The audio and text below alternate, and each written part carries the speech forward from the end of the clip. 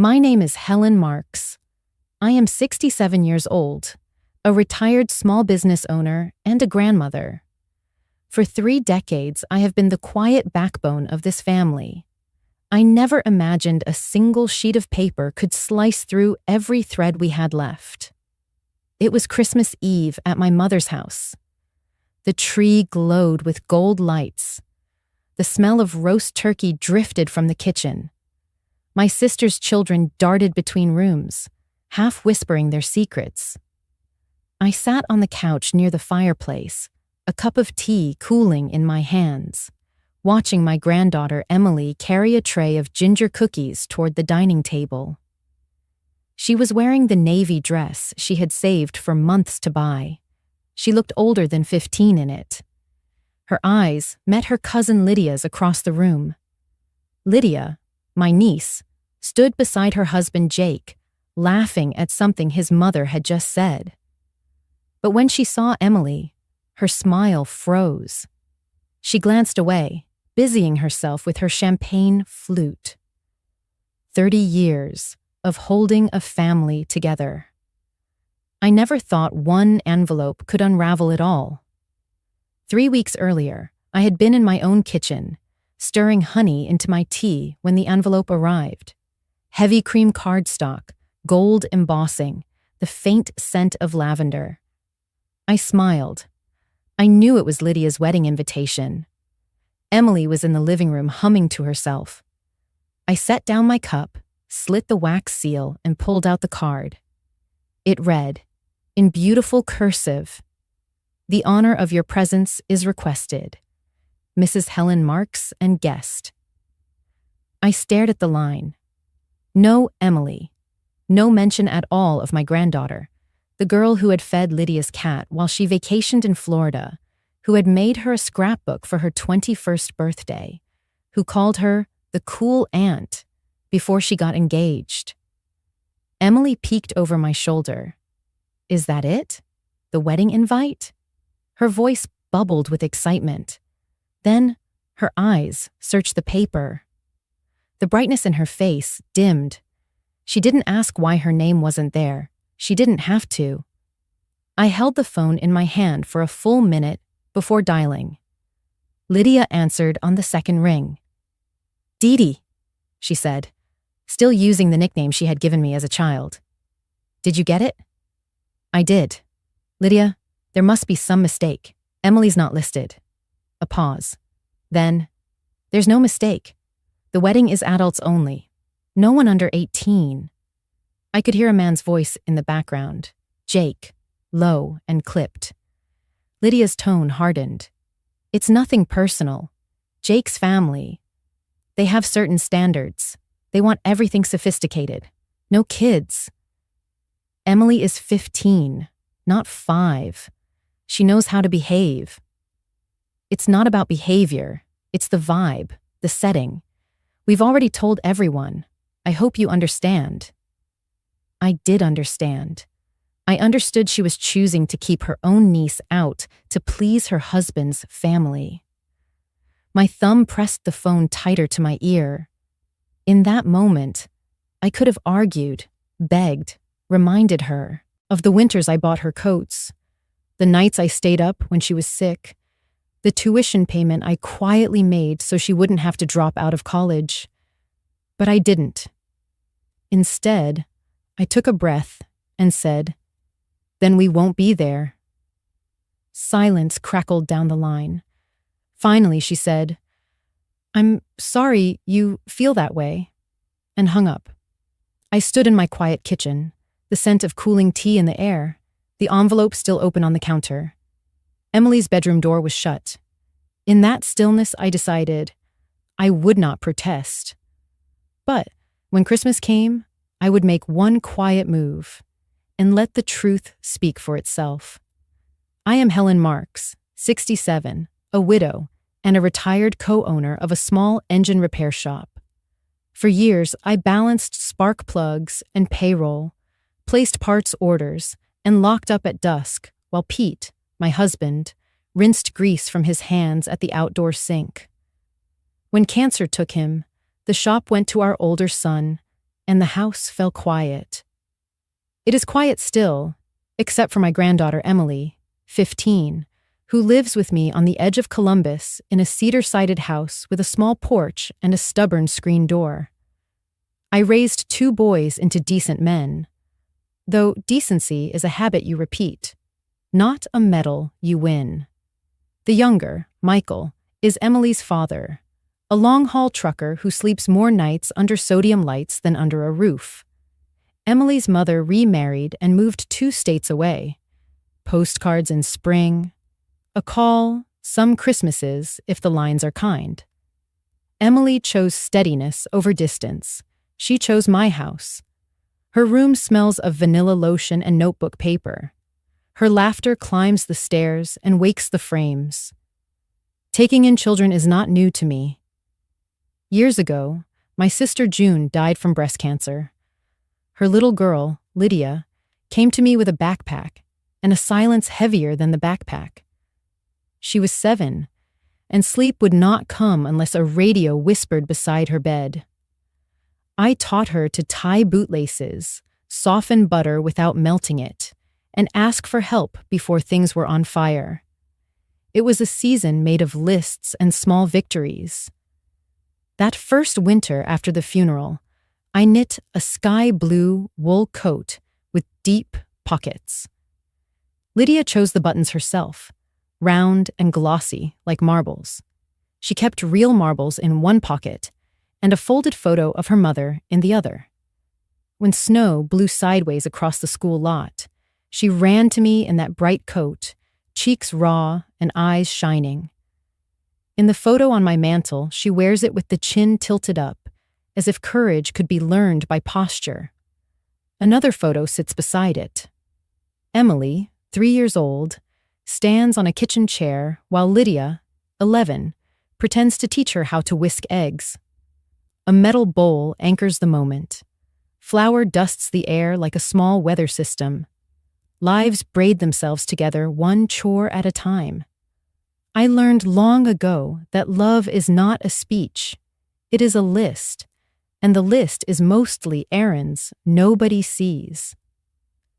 Emily works weekends at Sweet Magnolia Bakery on Main. She is careful with pastry boxes and writes order numbers in straight columns. She tucks her tips into an envelope inside a paperback and counts them at the kitchen table with her tongue pressed to her lip.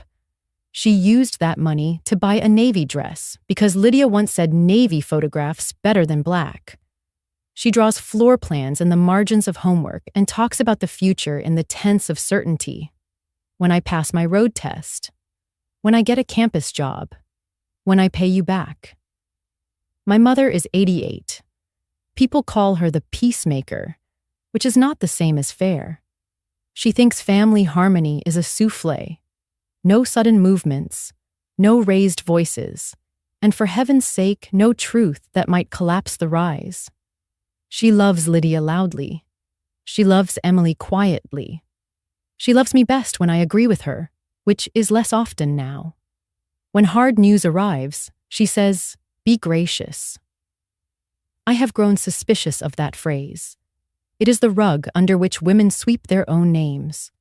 Before the invitation arrived, I met Lydia's fiancé twice.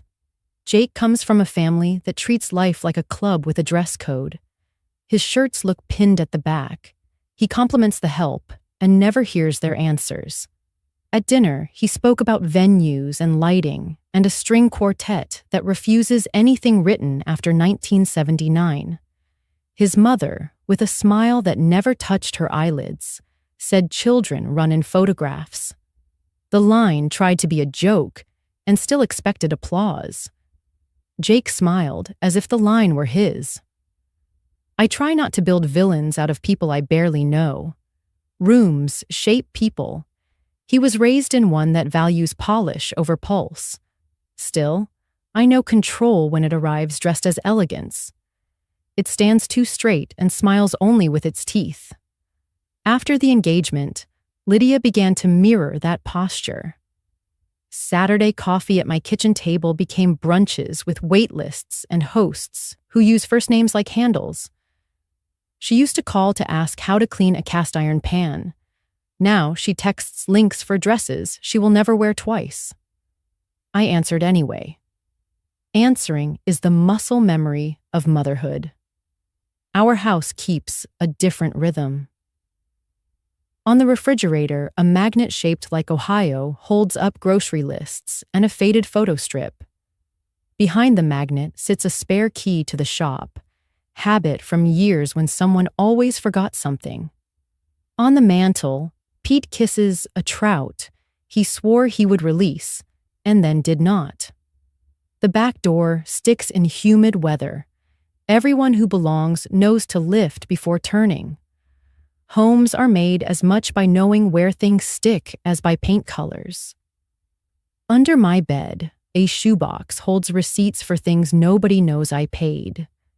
There is the copay for Emily's inhaler when her lungs were fussy, the reinstatement fee when Michael needed his license clean, and a semester of Lydia's tuition when her aid fell through. I kept the paper because paper remembers when people forget. The box is elastic with quiet rescues. It never brags, and it never breaks. After Pete died, I learned to read contracts without flinching, to ask questions without apologizing, and to put my name on every deed and account. The law is drier than grief, yet it grips faster. I set up a small trust for Emily and added to it in careful inches. Banks understand signatures. Mine is steady even when my hands are not. Paperwork is not romance. It is shelter. Emily and I live on rituals that keep the floor warm. Saturday peaches at the farmer's market. Baseball on the radio when the signal cooperates. Hemming a neighbor's dress while Emily sketches a better bakery layout with arrows for airflow. Some evenings, she braids my hair and asks for stories about Pete. I tell her the shop flooded once, and he laughed while the sump pump screamed, that he left a poker game because the buy-in was grocery money. Decency, I tell her, is not glamorous. It is maintenance. She nods like she already knew. All of this is why the envelope did not land in a vacuum. It landed on a table, where we eat soup with sleeves pushed up and pay bills on time. It landed in a house that has kept people warm. It landed on a life built of lists, receipts, and promises kept. So when Lydia chose a rule that erased Emily, I recognized its shape. I have felt that hand on women's backs for years, pressing while whispering, "Be gracious." I prefer honest to gracious. I am Helen Marks. I am a widow and a grandmother. I can knit a coat and close a checking account. I do not raise my voice. I raise my standards. If a room forgets who built it, I remember. Emily stood in my doorway, holding the navy dress to her chest like a life vest. The tag still hung from the sleeve. The tissue paper had fallen around her feet like shed skin. She did not ask a question. She had read the invitation. Our eyes met for a fraction. Then she turned, slipped past me in the hall, and closed her bedroom door with care, as if noise itself might crack something inside her. I stayed where I was, palms flat on the frame. From the other side came the smallest sounds, a zipper, a drawer, fabric settling.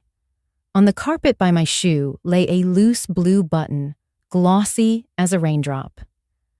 I bent, pocketed it, and told myself to let her keep her room and her feelings. Space is also a kind of shelter. I could have knocked. I could have started listing all the reasons she was worthy, all the times she had cared for others, like a grown woman in a small body. Instead, I went downstairs and filled the kettle. Steam rose, breath steadied. The house held its quiet like a secret it promised not to tell. Being told you do not fit a room is a language I know. Years ago, When Pete was alive and the shop was paying just enough to be called a business, we were invited to a hospital fundraiser at a country club. I wore a floral dress and sensible heels. Pete wore his best jacket with the sleeves a touch too long. At the entrance, a woman with perfect hair looked at my shoes and then at her list. Her smile thinned. "Inside," she said, "the floor is antique, stilettos only." I looked down at my practical heels and understood what she meant, which had nothing to do with wood. We stood at the threshold while laughter from inside poured over us like heat through a cracked door. A man from Pete's supplier waved. The hostess touched his elbow and turned him the other way. Pete's hand found mine. He squeezed and whispered that we could leave and get chili dogs. The woman with the list said, "Be gracious. Thank you for understanding." I learned that night how a rule can arrive dressed as preservation and still be a blade.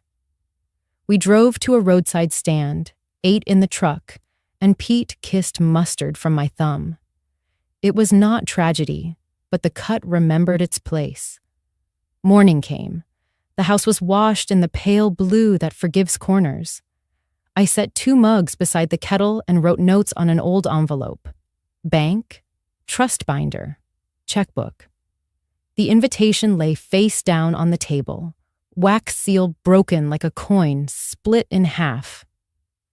I tucked the seal into the shoebox under my bed, where I keep receipts for rescues that never introduce themselves. At the bank, the parking lot still wore dew. Inside, the air tasted of lemon polish and printer ink. A young teller with a neat bun greeted me by name. I have been depositing small amounts for so long that my signature is a familiar shape in that building. I slid my personal check across and asked to cancel and reissue the amount as a certified cashier's check to Emily's education account. The teller glanced at the memo line. I had already written the date and a single word. For dignity. She did not comment. Good training teaches people where not to look. She printed the cashier's check. The paper was heavy, the font officious, the kind that speaks in full sentences. I endorsed it into Emily's 529. The account nickname on screen read Maple Tree. I picked that name because those trees know when to let go and when to root deeper. The manager waved from his glass cube. We had signed the trust documents there the spring after Pete died. The law does not hug you. It holds you in place. I thanked the teller. She clipped the receipt to a white card and slipped it into an envelope. On the back, I wrote a grocery list. Produce, detergent, thread. Life insists on errands even when you are moving a boundary. Outside, I sat in the car and looked at my hands. They have more stories than jewelry. The wedding band I had resized after chemo is gone now, sitting in a velvet box for Emily someday if she wants it. What I had just done was not punishment, it was reallocation. Love is a budget. You fund what is faithful. At home, I opened my email. Subject line, RSVP. The message was short, clear as kind. I typed, Lydia, thank you for the invitation. If Emily is not welcome, I will not be there. Wishing you both happiness. Helen. I read it once aloud, tone steady. No flares, no thorns. Then I pressed send and felt the small click like a door choosing its frame. No reply arrived. That is also a reply. Silence is a container. What you put in it becomes louder. I set my phone face down and made soup. Onions surrendered to butter. Carrots softened. Broth rose like an old hymn. Emily came into the kitchen in sweatpants, hair pulled up, no mascara. She asked if she could take a walk. I said yes and handed her a scarf. Winter stands in doorways even when the sun performs friendliness. The phone rang just after she left. My mother's number appeared. I braced the handset with my shoulder and kept stirring. She began without a greeting. When my mother believes she is saving the ship, she forgets salutations. She had talked to Lydia. She heard about my email. She said I was making a scene. One day, she said. One day does not matter. Be gracious. Be supportive. Do not teach that girl to break the peace. I listened because respect is not the same as agreement. Then I set down the spoon and answered. One day like that teaches Emily she is not worthy of a seat at the table. I will not let that happen. If the price of peace is her self-worth, it is too expensive. My mother inhaled. The line clicked like a jaw. She tried again with history, family traditions, the burden of being older and wiser. I kept my voice low and steady. No courtroom, no sermon. I said what I believed and did not repeat it. After we hung up, I took the blue button from my pocket and placed it in the sugar jar, where I keep other small proofs that something once fit. I wrote Lydia's name on an index card and slid it under the album I had not yet assembled. The house was still. Milo thumped his tail under the table. The soup kept its promise. I did not announce my decision to anyone else. Announcements are for parades. I washed the pot. I folded the dish towel. I watched the winter light shift across the counter like a slow tide. Somewhere downtown, a venue coordinator was counting chairs. Somewhere across town, a teenager was counting hours until a feeling stopped stinging. My work was to hold us both to the truth of what we deserved, and to do it without fireworks. Christmas would come. I would bring one quiet thing and set it down. The rest would take care of itself. The morning of Lydia's wedding arrived sharp and polished, the kind of winter light that makes even bare trees look dressed. Emily came down the stairs in her sneakers and a sweater, the navy dress back in the closet where hope keeps its formal wear. She asked if I still wanted to catch the early movie. I said yes and handed her a pair of gloves. Ceremony is not the only way to mark a day. Across town, under chandeliers I would later see in photos, a hotel ballroom hummed. I imagined the final checklists, the florist misting roses, the quartet tuning string by string. Someone pinned place cards by pedigree. Someone whispered that children smudge lenses and bend timelines. In another life, I might have stood near the back, counting bites and minutes, willing myself small so Emily could be large. In this life, I bought 2 matinee tickets with senior pricing and asked for extra napkins. The theater smelled like butter, and the carpet remembered 1,000 shoes. Emily chose seats in the middle, a little left of center. Previews flashed promises. She laughed at a ridiculous trailer and leaned toward me to whisper which actor used to come into the bakery for day-old croissants. I watched her profile glow blue and gold. 15 is a lighthouse. It does not know yet how many ships it will save. While the bride finished her makeup, the movie's first scene poured across the screen. A city at night. A violin line like a thin wire. Emily reached into the bag of popcorn and handed me the first handful without looking away. The way she does small things is how she does everything. Careful, generous, unannounced. My phone buzzed once, and I muted it. Whatever the message was could wait until the credits were brave enough to roll. Somewhere under those chandeliers, Lydia probably held a bouquet, and the room held its breath. I tried not to translate that room's breath into my granddaughter's worth. Rules are not truth. They are choices embroidered to look like truth. On the screen, a character ran toward a future. In the ballroom, my niece walked toward a man. I let the film do the work of keeping time. Emily laughed twice in the same minute and clapped once without thinking. When the hero made the wrong choice, she groaned softly and bumped my shoulder with hers. We shared the last of the soda, and the salt stuck to our thumbs. It was easy. It was ordinary. It was ours. After the credits, we stepped into the cold. The light was brighter than it had any right to be. At the corner, we bought 2 burgers from a truck that knows my face. The owner calls me Miss Helen and insists fries cure nearly everything worth curing. Emily ate leaning on the hood of my car, hair pulled through a knit cap. Grease traced a shining line on the paper. Ketchup found the edge of her glove, and she laughed at herself.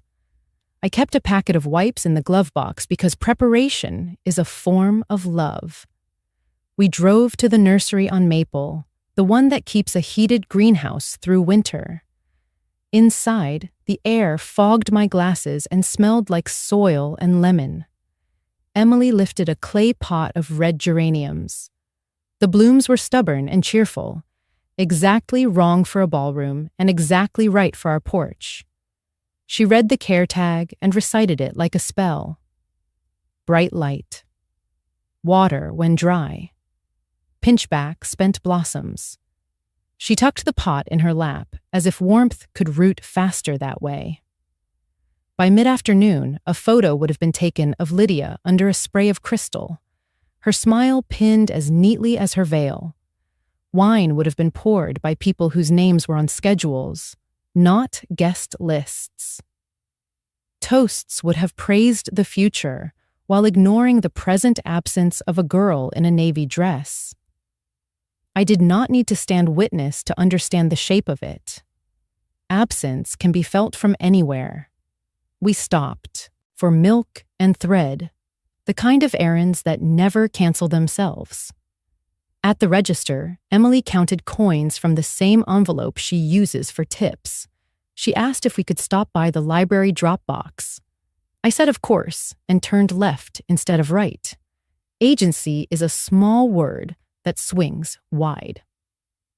Back home, we set the geranium on the porch where winter sun finds the boards by habit. Emily's laughter lingered in the doorway like steam. She took the stairs 2 at a time. I heard closet doors open and the soft drag of hangers. When she came back down, she was no longer wearing the sweater. She wore the navy dress, not zipped, just draped over a t-shirt, and she carried a tiny sewing kit I keep in a tin that once held mints. She sat on the top step and turned the little tin in her palm. Then she reached into the pocket of the dress and pulled out a single blue button, the glossy one I had pocketed the night before, and set in the sugar jar as a keepsake. She must have found it and reclaimed it, the way people reclaim their names, quietly, without audience. She rolled the button between her fingers while the dog, old and dignified, laid his head on her knee. The sky had slid toward pewter. A neighbor's wind chime spoke in an alphabet of small metals. I felt the itch to speak, to apologize for the world, to explain that other people's rules are not mirrors. I did none of it. I sat beside her and let the boards carry our weight. Silence is not surrender when it is chosen. Across town, cake would have been cut with a knife that photographs well. A planner would have checked boxes with professional relief. Someone would have said perfect twice in one sentence. Meanwhile, my granddaughter spun a blue circle of plastic and peered through its hole as if it were a viewfinder, framing the yard, the street, the slender moon beginning its work. She slipped the button into the pocket and patted it once like a promise. I breathed in the cold and let it hold me steady. I thought of the country club doorway years ago, my practical heels, and the chili dogs that tasted like freedom. I thought of Lydia at 7 in the sky blue coat with deep pockets, one for marbles and one for a folded picture of her mother. Pockets are for what you carry when you are not sure what you will need. Buttons are for when something wants to fall. I did not reach for the needle. I did not offer to stitch. Some tears of cloth teach you how to sit without fidgeting. I let the dog sigh. I let the wind chime spell our names without vowels. In my head the words form clean and stayed there. Some things do not need stitching. We keep them to remember where we were torn. My mother phoned on a Tuesday, her voice crisp as good china. She skipped pleasantries and went straight to logistics. Christmas Eve will be at the house as always. Everyone is coming. Lydia and Jake have confirmed. I wedged the handset between shoulder and cheek. Is Emily invited? I asked it plain, the way you test a bump, step before you put weight on it. Of course she is, my mother said. It is Christmas. Then softer. Helen, be gracious. No scenes. Peace is a useful word until it is used to hush the wrong person. I told her we would be there and thanked her. When I hung up, the house settled. Refrigerator hum. Emily upstairs reciting vocabulary. A plan took shape. It required no speeches. It required paper. I went to my room and pulled the shoebox from under the bed. The cardboard edges are soft from years of lifting.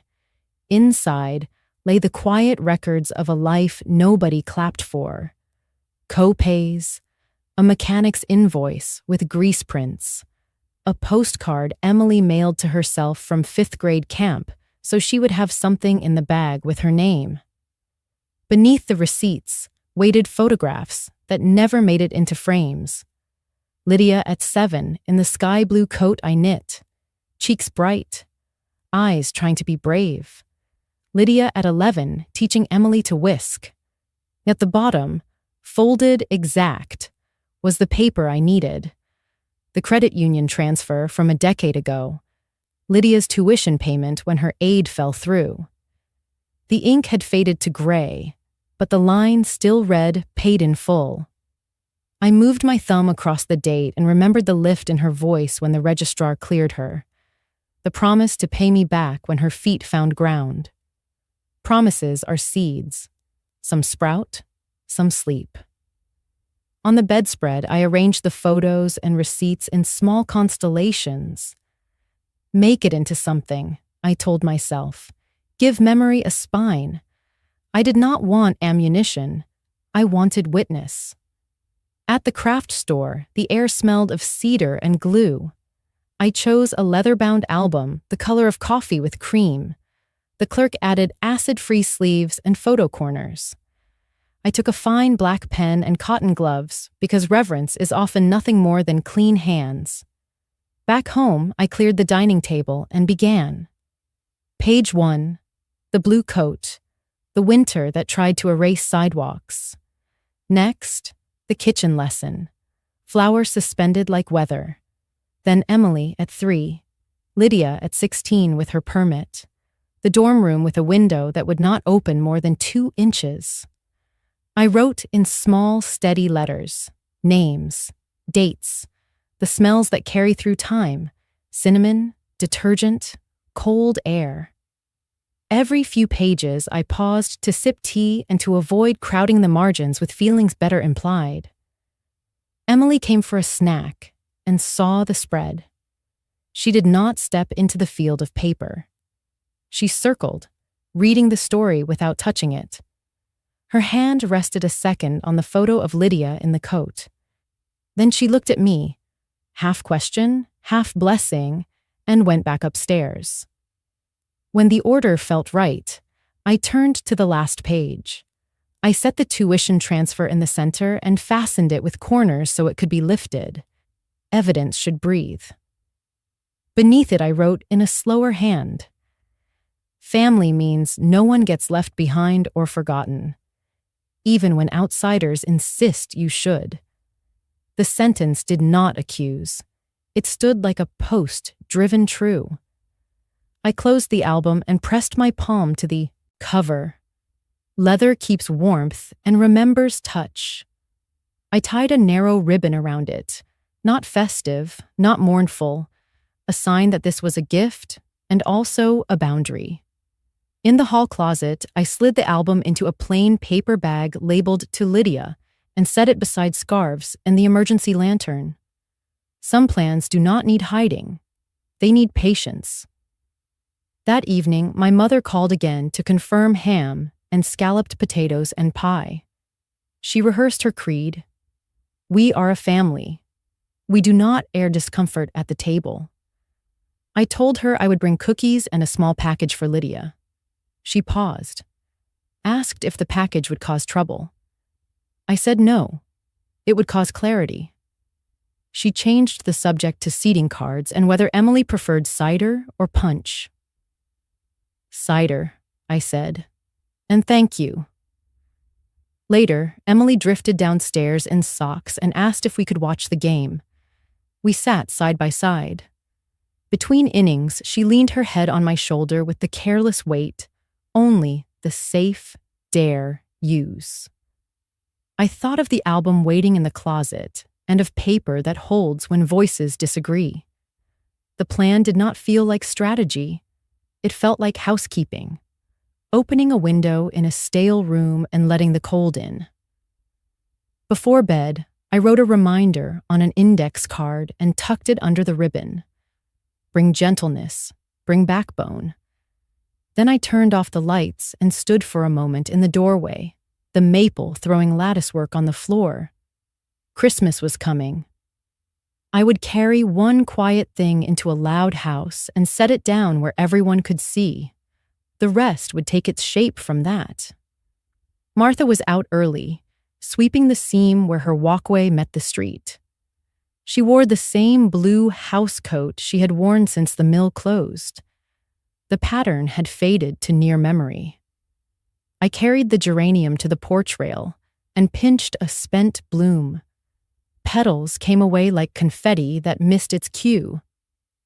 Martha looked up, saluted with her broom, and crossed over with the deliberate pace of someone who has learned there is no prize for hurrying.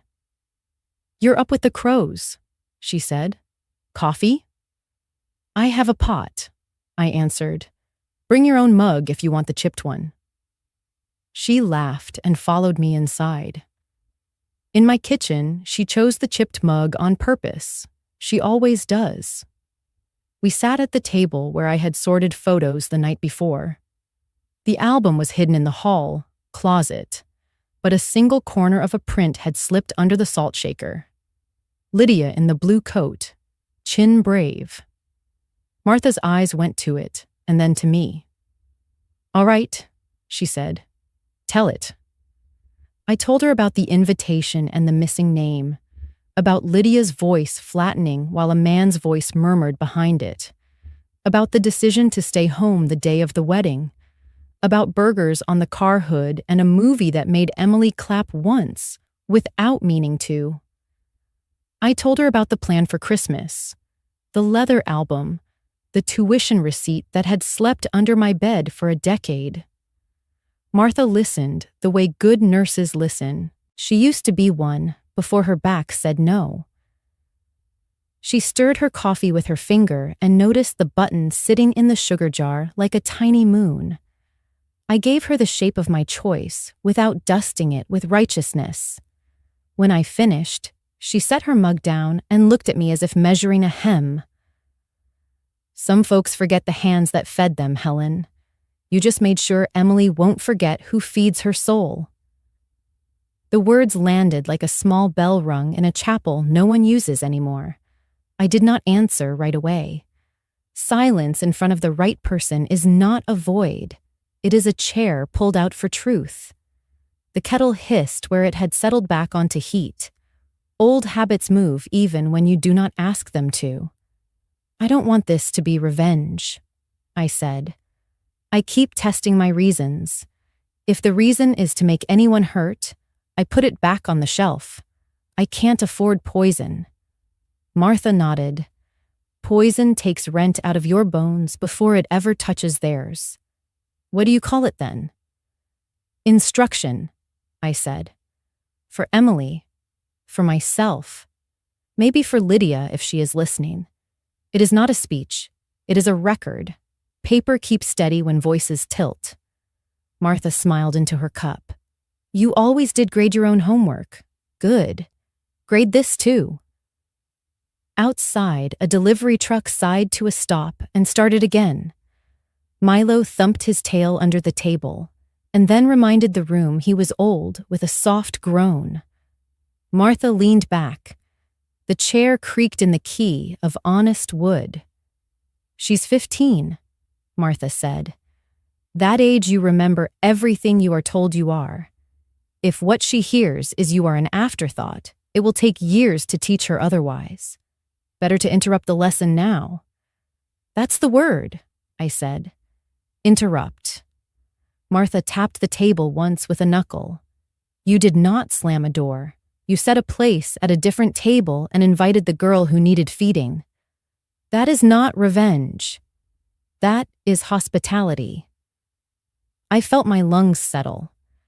Hospitality, the kind that brings blankets and bills paid, the kind that puts names on accounts and names back into mouths. Hospitality as resistance. The thought fit in my head like it had been measured. Martha asked to see the album. I fetched it from the closet and set it between us without opening. She ran a palm over the leather as if warming a horse before saddle. I untied the ribbon and turned pages. We moved through winters and school mornings and a dorm room that smelled faintly of whatever air is called when it still tries to be clean. When we reached the last page, she lifted the tuition receipt by its photo corners and exhaled. She did not say anything dramatic.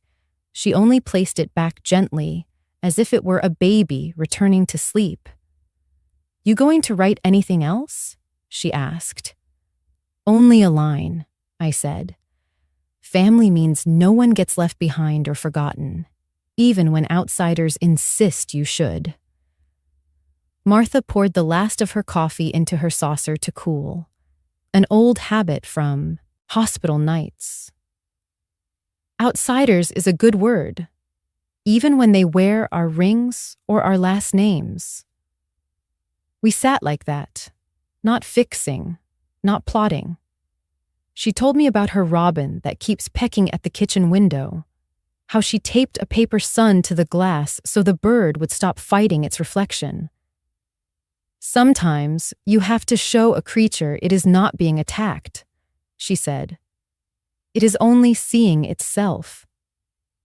I thought about Lydia and the rooms she is trying to join. I thought about mirrors that only show you what the room prefers, and how a person might begin to mistake that picture for their own face. I thought about Emily, who has yet to choose her rooms, and my job, which is to keep her spine familiar with its own length. Martha stood, rinsed her cup at my sink, and kissed the top of my head as if I were the younger one. At the door, she paused. You need anything on the night. I need courage not to narrate, I said. Just to place the album and be quiet. You have it, she said. And if your mother starts with be gracious, tell her you are. To the girl who needs it. After she left, I watered the geranium and emptied the sugar jar of the blue button. I set the button on the album's cover for a breath, and then slipped it into my pocket. It clicked against my ring like a small metronome. I moved through the house, checking the ordinary things. The lock on the back door, the notch on the window, the light over the stove. My mind wanted speeches. My hands chose chores. The plan felt clean. It smelled like paper and soap. This is not punishment, I told myself. It is calibration. You steady the instrument so the song comes out true. You do it for the person learning to sing. You do it for the one who forgot the tune. You do it for the room that pretends not to hear. My mother's house glowed the way it always does on Christmas Eve. Pine garlands draped the banister. The good china flashed under lamplight. The air held a steady braid of roast chicken, cinnamon, and floor wax. Emily stepped in ahead of me with a tray of ginger cookies balanced like a crown. She had piped white stars on everyone. My mother kissed her on both cheeks and steered her toward the dining room as if choreography could guarantee harmony. Lydia arrived in a red dress that found every chandelier in the room and borrowed their light. Jake followed in a gray suit cut to say this was not his first tuxedo shop. He took my mother's hand with a practiced warmth and handed off a bottle wrapped in tissue.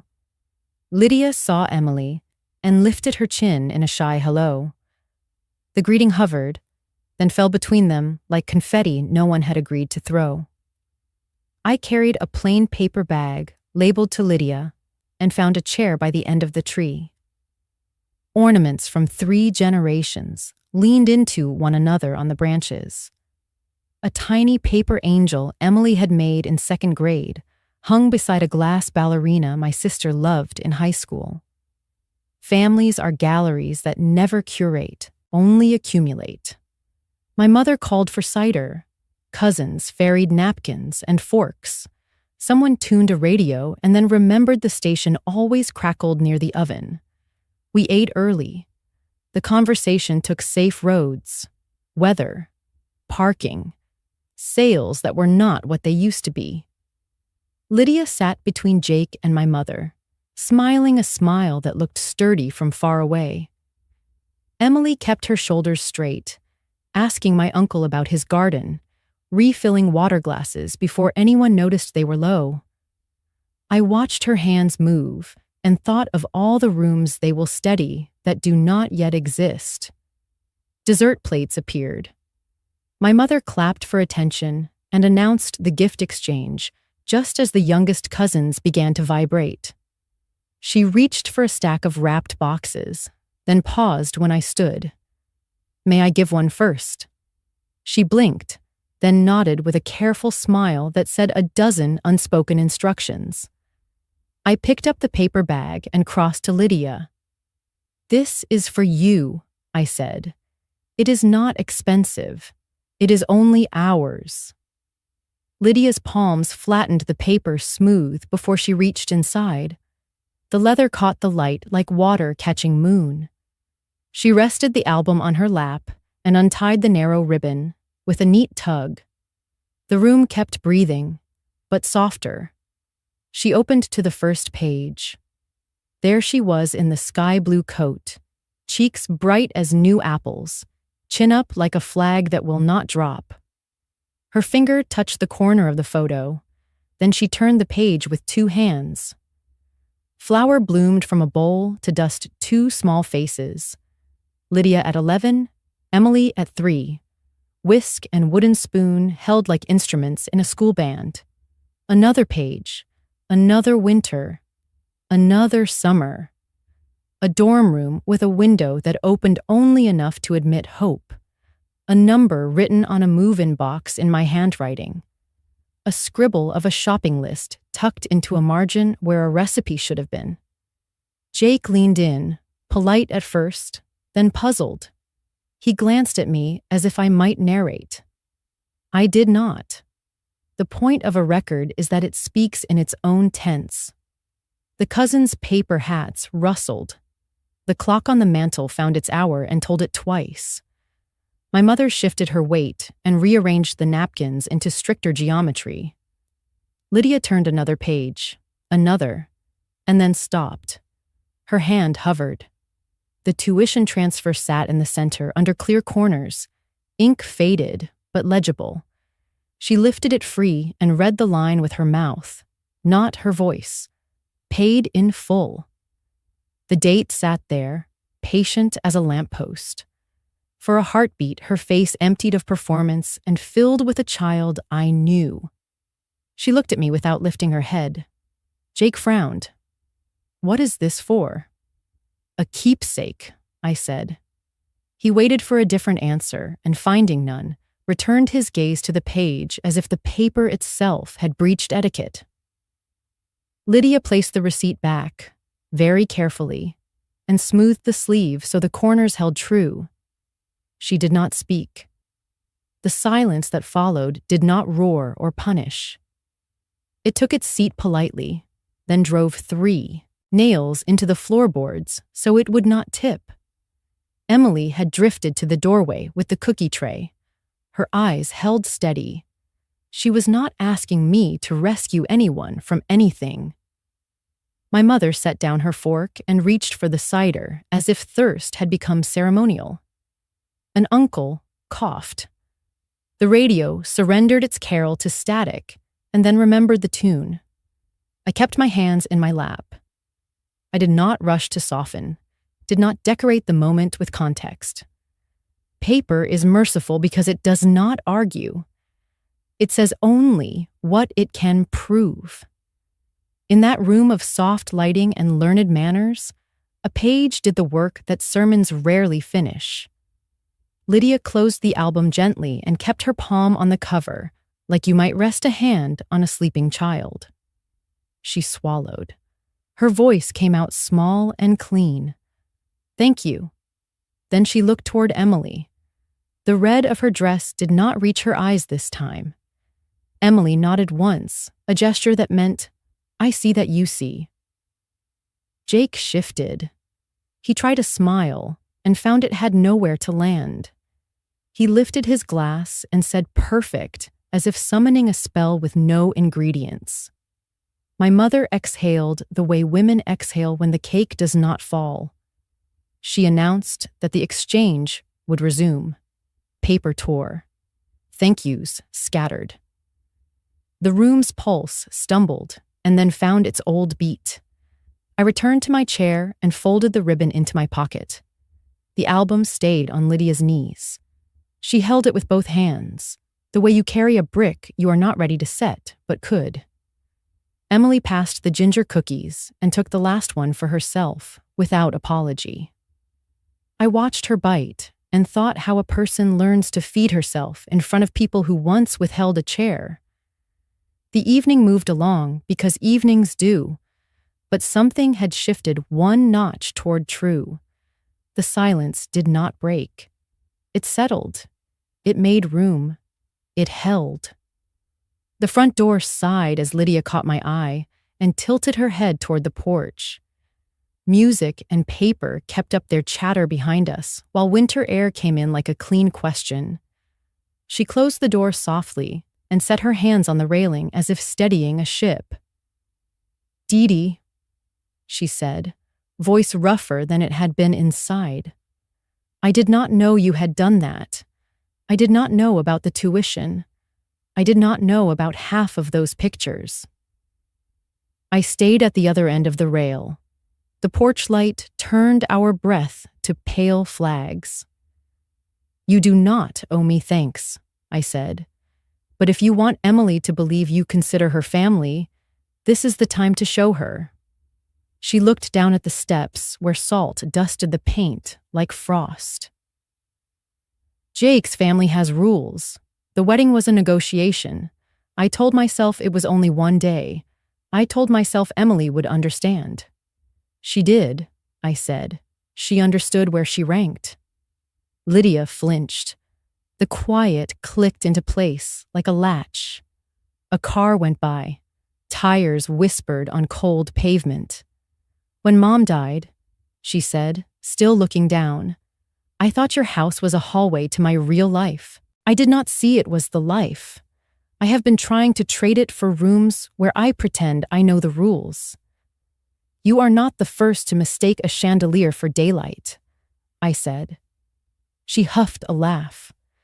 I kept meaning to call Emily after the invitation. I waited for the calendar to open and the words to sound better. I kept waiting for someone else to make the phone ring so I could be gracious about it. "Waiting is a choice," I said. "So is calling." She nodded once. Her hands lifted from the rail and returned, as if the wood understood the weight. "I am ashamed," she said. "Shame is heavy when it says who you are," I said. "This is guilt. It has a handle. Carry it to the right place and set it down." She finally turned toward me. For a breath, The girl in the blue coat stood where the woman in red now was. "What is the right place?" "Emily," I said. The door opened. Warmth and cranberry air rushed out. Jake stepped onto the porch, shutting the noise behind him with a careful hand. He scanned our faces. "We should go," he said. "It has been a long day." "I am talking with my aunt," Lydia said. "You can talk in the car," he said. "Traffic is turning. The forecast says black ice. We need to be seen leaving on time." I kept my voice level. "You have my congratulations," I said. "We were just finishing." He offered me a smile that wore no heat. "Thank you for the album," he said. "It was unexpected." "That was the point," I said. A muscle jumped in his jaw. He turned to Lydia. "Let's go." Lydia straightened. She was not dramatic. She was exact. "You go ahead," she said. "I'm staying a few minutes. Next week I am taking Emily to lunch." He blinked as if the light had shifted. "What for?" "To apologize," she said. "To begin again." He glanced at the window, then back. "We have brunch with the Hendersons. You promised." "I am unpromising it," she said. "We will reschedule." He stepped closer, dropped his voice to a private register. "This is not the place." "It is exactly the place," she said. "The people who taught me what family is are inside." He looked to me, searching for a smoother. I folded my hands and gave him the polite face I reserve for salesmen who mistake silence for assent. The porch light hummed. A dry leaf skated across the walk. "Lydia," he said, "you are tired. Think about tomorrow." "I am," she said. "That is why I am saying it now." He opened his mouth. Then the door cracked and my mother's laugh spilled out, followed by a cousin tugging for help with batteries. Jake gave a public smile to private air, adjusted his cuff, and said he would warm the car. The door closed. The quiet returned. Lydia exhaled. "I am not brave," she said. "Brave is doing the next right thing while your hands shake," I said. "You are doing it." She dabbed one eye with a knuckle and let out a small laugh at herself. "I will call Emily in the morning," she said. "If she will see me." "She will," I said. "Bring her where she does not have to prove she belongs." She nodded, lips pressed together like a seam that finally met. We stood a moment longer, listening to the house settle. When we went back in, she carried the album. Not clutched, not displayed, simply carried, the way you carry a tool you plan to use. Jake stood at the window, phone in hand, coat on. He watched Lydia cross the room and read the change like a man who had missed a step he built himself. He lifted the keys. "I will pull around," he said. "I will be outside." "Take your time," Lydia said. He went. The door closed with a soft, true click. Inside, Carols returned to their notes. My mother straightened plates she had already straightened. Emily looked up. Lydia met her eyes and did not look away.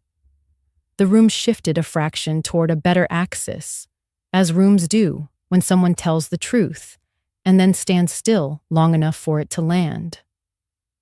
We got home from my mother's house with the smell of pine still in our coats. I set the album on the buffet and put the ribbon in a teacup so I would not lose it. The phone rang before I could take off my shoes. My mother's name filled the screen. I knew the pitch of the call before I heard her voice. I answered and braced the handset at my ear while I turned on the porch light for the dog. She did not say hello. She started with you, put Lydia on the spot, and moved to people were uncomfortable and finished with, "This is not how we do Christmas." Her sentences had the tightness of a dress one size too small. I let her talk until the words ran out and the air of the kitchen thinned. She wanted me to agree that discomfort is worse than dishonesty. She wanted the room prettier than the truth. I kept my voice in the lane. I save for invoices and instructions. I said I gave a gift. It was paper and memory. It did not accuse. It did not shout. She said intention does not matter when feelings are hurt. I said sometimes feelings hurt because a fact finally walked in. She asked if I understood how hard Lydia's position was. Jake's family has standards. Appearances must be managed. The Hendersons were there last week, and she had been splendid. I said Emily was not there last week. Emily exists, and I am her grandmother. She switched tactics. Worry, then warning. You made trouble in my house. Jake looked offended. His mother asked me later if we keep receipts as entertainment. Be gracious, Helen. Lay things down. Let the past be framed and nothing more. I looked at the album on the buffet and said, my past is not decoration. It is foundation. It holds weight. She inhaled sharply and told me I had a knack for making simple things difficult. I said small lies make rooms easy. They do not make them safe. While we spoke, Emily hovered near the hall, pretending to sort scarves on the peg. When I finally ended the call with, I love you, and I will see you on Sunday, she stepped into the kitchen doorway. She was barefoot. The hem of her sleep pants brushed her ankles. Her face was clear in the porch light. Do you regret it? She asked. I shook my head. Number? Because you saw where I stand. She nodded once, a little older than 15, and opened the back door so Milo could nose the yard. We worked the kitchen back to calm. She stacked plates. I ran water. The steam fogged the window and drew lace on the glass. She asked if Lydia would really call. I said yes. I believed she would because she carried the album the way you carry a tool you intend to use. We wiped the counter and turned off the light over the stove. That switch has a soft click I have always liked. Ordinary sounds keep a house honest. My phone buzzed on the buffet. Messages lit the screen like moths. An aunt offered advice about optics. A cousin sent a thumbs up and then a private apology for not speaking up at the table. Another cousin asked if I could share the bakery's ginger cookie recipe. I set the phone face down. Not refusal, not surrender. Just a pause where breath could widen again. The album rested where I left it. Leather, dark as a night river. Steady. After Emily went upstairs, I added water to the dog's bowl and checked the lock on the back door. The living room held its leftover warmth. I sat at the small desk by the window and pulled a lined card from the center drawer. I keep good paper the way other people keep medicine. Close, labeled, ready for use when the hour is thin. I dated the top right corner and wrote, Dear Helen. Sometimes, you must put your own name on the report so you remember who is accountable. The letter was not for mailing. It was the kind that cleans the edges of a day. I wrote the sentence that had been tapping the inside of my chest since the porch. You worry about saving face. I worry about saving myself. I let the line sit by itself. That is how mirror truths do their best work. Then I added the rest. Short lines, like steps you do not want to miss. You did not perform. You placed a record. You did not shame. You made space for choice. You told the girl you love that she is not a guest in her own family. You told the woman you raised that history counts as much as seating charts. You did not slam a door. You opened a window in a room that was running out of air. I paused and listened to the house settle. Emily's tread crossed above me. A drawer slid. The faucet sang briefly and stopped. I kept writing, a ledger of what matters when rooms are polite and hearts are tired. You can live with the cost of clarity. You cannot live with the cost of teaching a child to accept erasure. If someone calls this trouble, let them. Trouble planted a blue coat and a college semester. Trouble fed a girl and kept a roof over her head. Trouble is another word for work. I finished with a simple instruction for the days to come. Speak once, then live it. Let paper do the talking when voices turn theatrical. Remember that silence, when chosen, is not surrender. It is architecture. Sign your name steady, then sleep. I folded the card once and slid it into an empty envelope. No address, no stamp. I opened the shoebox from under the bed and tucked the envelope between the tuition receipts photocopy and a photo of Lydia whisking beside a much smaller Emily. The box closed with a soft, faithful sound. I turned out the desk lamp and stood for a moment, letting darkness take the room back to rightful size. Upstairs, a door clicked.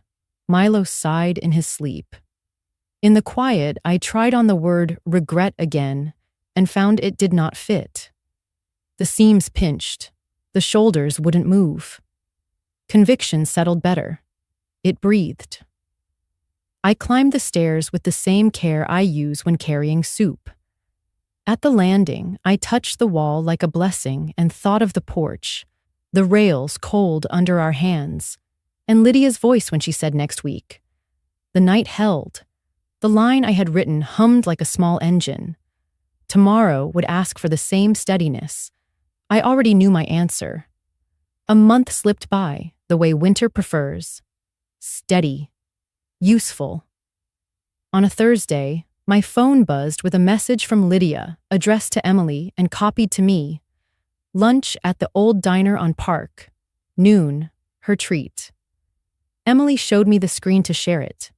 I told her I would be home when she returned. She dressed like herself. Jeans, a soft sweater, hair in a braid.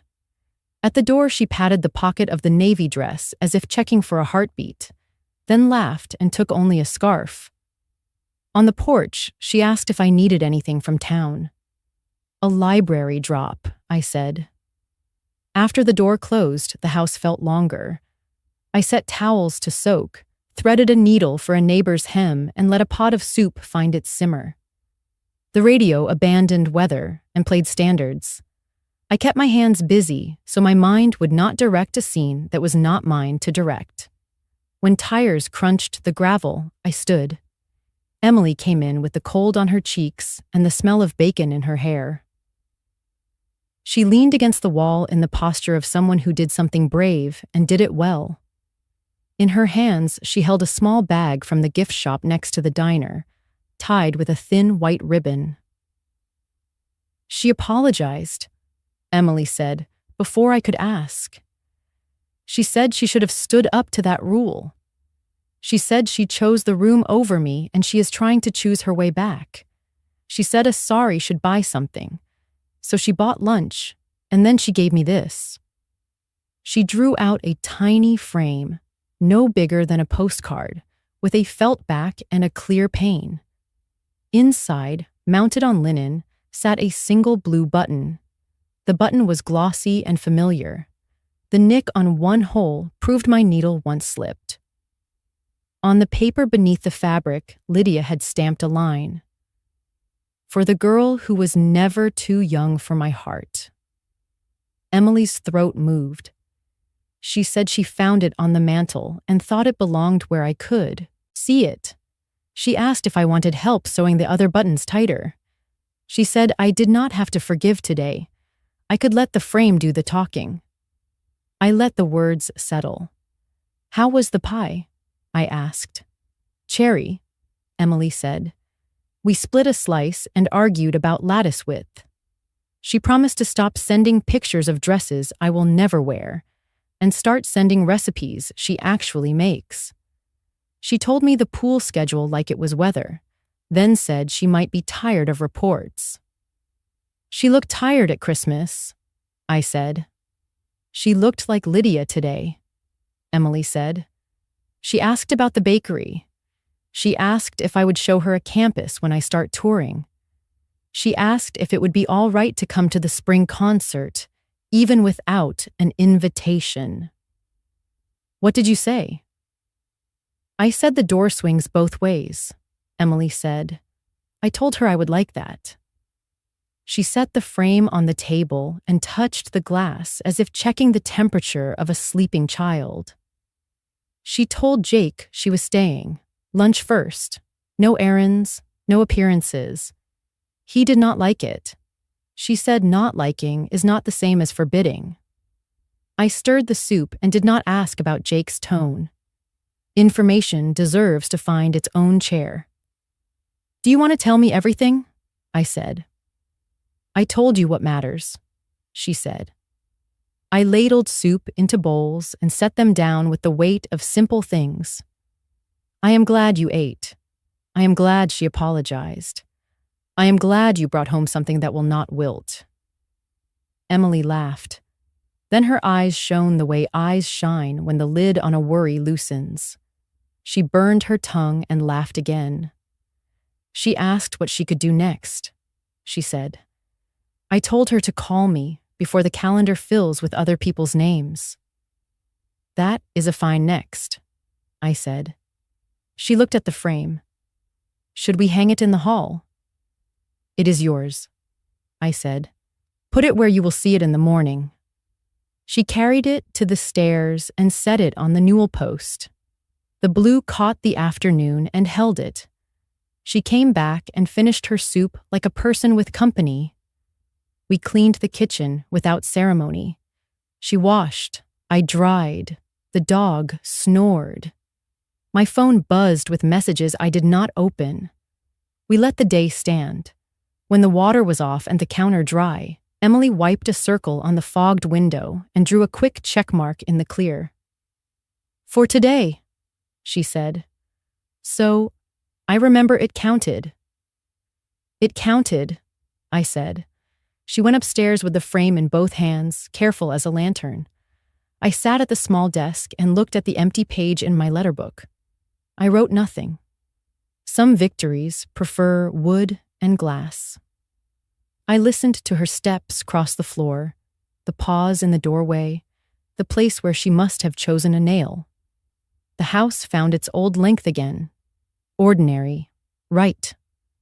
I put the ladle away and left the soup on low in case Lydia called. I did not hope for it. I made room for it. Spring came in the pail, green of new leaves and the soft thud of baseballs against chain link. Lydia called on a Tuesday morning. Her voice was steadier than at Christmas. She said the house was finally ready. Would we come by on Saturday for coffee and a tour? Emily was at school, so I told Lydia yes, and added that we would bring scones. A kitchen names its welcome with crumbs. The neighborhood wore fresh mulch and careful hedges. On Saturday, the sky held that clean blue Ohio brings out when it is proud of itself. Emily balanced a bakery box on her knees while I turned into Lydia's drive. The house was brick and glass, not showy, just alert. Lydia opened the door before we reached the porch. She had flour on her cheek and a dish towel over her shoulder, which is how I like to see people I love. Come in, she said, and she said it like a promise. The air smelled like lemon and coffee. Jake's shoes were by the mat. He was not home, and she did not offer a reason. We stepped into a living room that had already learned where light prefers to land. On the far wall hung a new photograph in a simple black frame.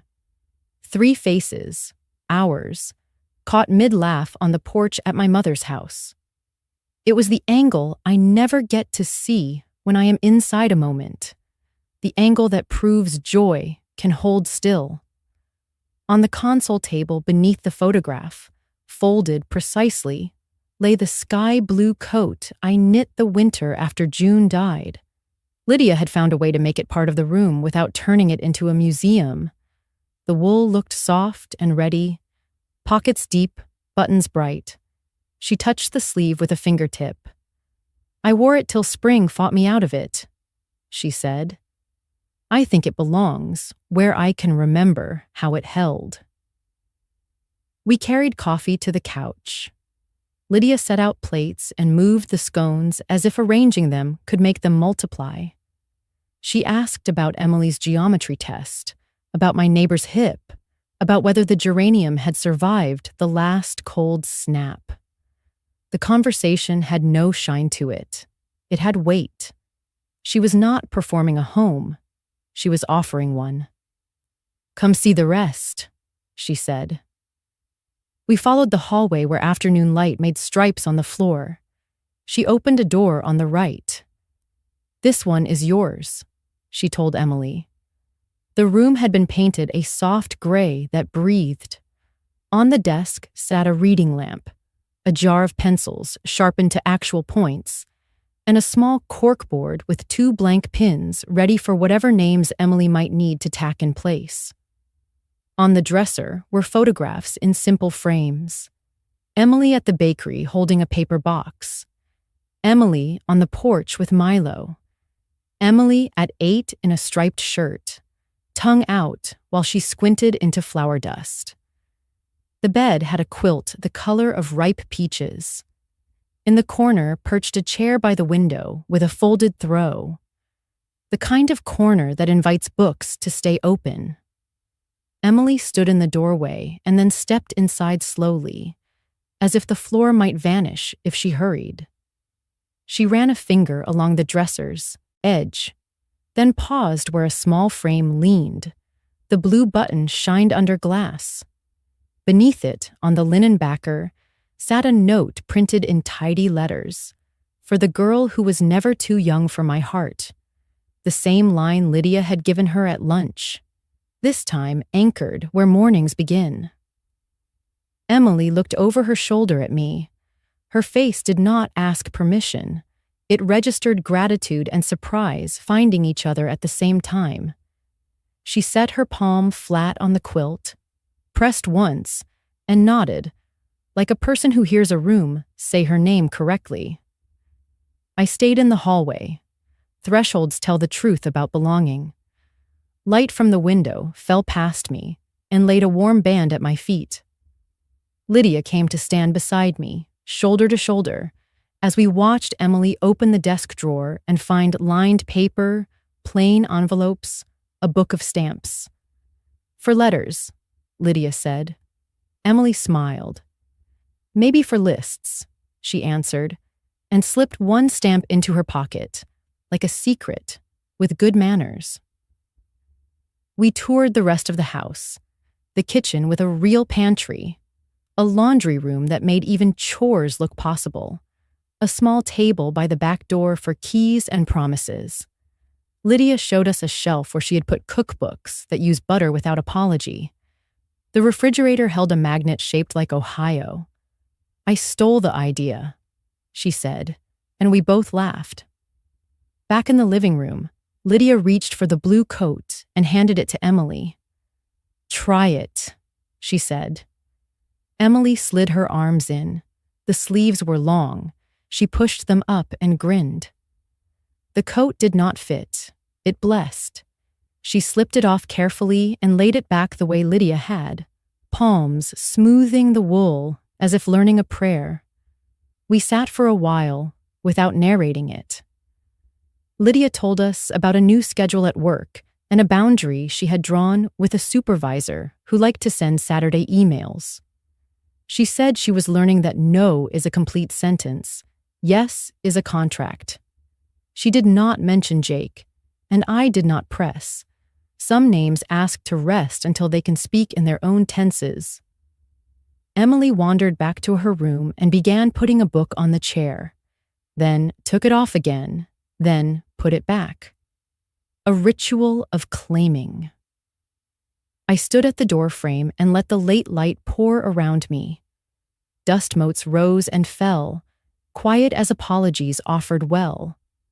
The house sighed the way new houses do when their people teach them who they are. "Thank you," Lydia said, still beside me, her voice level, for not embarrassing me into change, for setting down paper and letting me read it myself.